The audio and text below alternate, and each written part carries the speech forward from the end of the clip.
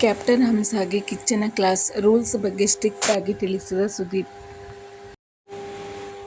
ಹಂಸ ಈ ವಾರ ಮುಂದಿನ ವಾರದ ನಾಮಿನೇಷನ್ನಿಂದ ಇಮ್ಯುನಿಟಿ ಪಡೆದಿದ್ದಾರೆ. ಕ್ಯಾಪ್ಟನ್ ಮನಸ್ಸು ಮಾಡಿದರೆ ಸ್ವರ್ಗ ಅಥವಾ ನರಕ ನಿವಾಸಿಗಳನ್ನು ಅದಲು ಬದಲು ಮಾಡಬಹುದು. ಈ ವಿಶೇಷ ಅಧಿಕಾರ ಬಿಗ್ ಬಾಸ್ ನೀಡಿದೆ.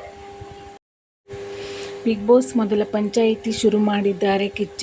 ಈ ವಾರ ಹಂಸ ಕ್ಯಾಪ್ಟನ್ ಆಗಿದ್ದಾರೆ. ಈ ವಾರ ಮುಂದಿನ ವಾರದ ನಾಮಿನೇಷನ್ನಿಂದ ಇಮ್ಯುನಿಟಿ ಪಡೆದಿದ್ದಾರೆ. ಕ್ಯಾಪ್ಟನ್ ಮನಸ್ಸು ಮಾಡಿದರೆ ಸ್ವರ್ಗ ಅಥವಾ ನರಕ ನಿವಾಸಿಗಳನ್ನು ಅದಲು ಬದಲು ಮಾಡಬಹುದು. ಈ ವಿಶೇಷ ಅಧಿಕಾರ ಬಿಗ್ ಬಾಸ್ ನೀಡಿದೆ. ಇದೀಗ ಕಿಚ್ಚ ಸುದೀಪ್ ಅವರು ಕ್ಯಾಪ್ಟನ್ ಹಂಸ ಅವರಿಗೆ ಕ್ಲಾಸ್ ಮೊದಲು ತೆಗೆದುಕೊಂಡಿದ್ದಾರೆ. ನರಕ ಹಾಗೂ ಸ್ವರ್ಗವನ್ನು ಕಾಪಾಡಿಕೊಳ್ಳುವುದು ನಿಮ್ಮ ಕರ್ತವ್ಯ. ಕ್ಯಾಪ್ಟನ್ ಆಗಿ ನಿರ್ಧಾರ ತೆಗೆದುಕೊಳ್ಳುವಾಗ ತಪ್ಪಾಗಿದೆ. ನಿಮ್ಮ ಸಿಂಪತಿ, ನಿಮ್ಮ ಅಜೆಂಡಾ ಇಟ್ಟುಕೊಂಡು ಕ್ಯಾಪ್ಟನ್ ಆಗೋದಲ್ಲ. ವೀಕ್ಷಕರಿಗೆ ಬೇರೆ ರೀತಿ ಮೆಸೇಜ್ ಹೋಗುತ್ತೆ.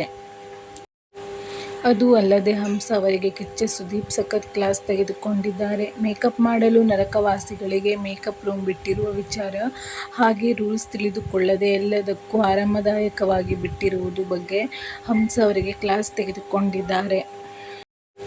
ಇನ್ನು ಕ್ಯಾಪ್ಟನ್ ಆದವರು ಸ್ವರ್ಗ ಹಾಗೂ ನರಕ ಏನು ಎಂಬುದನ್ನು ತಿಳಿದಿರಬೇಕು. ಕ್ಯಾಪ್ಟನ್ಸಿ ಅಂದರೆ ಏನು ಅರ್ಥ ಎಂದು ಹಂಸ ಅವರಿಗೆ ನೇರವಾಗಿ ಪ್ರಶ್ನೆ ಇಟ್ಟರು. ನರಕ ಸ್ವರ್ಗ ಬಗ್ಗೆ ಸರಿಯಾದ ಅರ್ಥ ಮಾಡಿಕೊಂಡಿರದೇ ಇರುವುದು ತಪ್ಪು ಎಂದರು. ಕ್ಯಾಪ್ಟನ್ ಆಗೋಕೆ ರಂಜಿತ್ ಅವರು ತುಂಬಾ ಕಷ್ಟಪಟ್ಟರು. ಯಾರೂ ನಿಮ್ಮಷ್ಟು ಕಷ್ಟಪಟ್ಟಿಲ್ಲ ಹಂಸ ಅವರೇ, ಇಲ್ಲಿಂದ ನಿಮ್ಮದೇ ಲೆಕ್ಕ.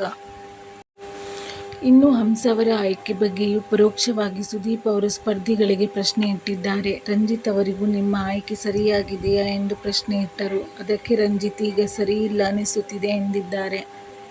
ಜಗದೀಶ್ ಅವರಿಗೂ ಕಿಚ್ಚ ಸುದೀಪ್ ಅವರು ಕೆಲವೊಂದು ಪ್ರಶ್ನೆ ಇಟ್ಟರು. ಹಾಗೆ ಅನಧಿಕೃತವಾಗಿ ಜಗದೀಶ್ ಅವರು ಕ್ಯಾಪ್ಟನ್ ಎಂದು ಅನೌನ್ಸ್ ಬೇರೆ ಮಾಡಿದ್ದಾರೆ ಎಂದು ಹೇಳಿದ್ದಾರೆ. ಇಂತಹ ಹೆಚ್ಚಿನ ಅಪ್ಡೇಟ್ಸ್ಗಳಿಗಾಗಿ ನನ್ನ ಚಾನೆಲ್ ಅನ್ನು ಸಬ್ಸ್ಕ್ರೈಬ್ ಮಾಡಿ. Thanks for watching.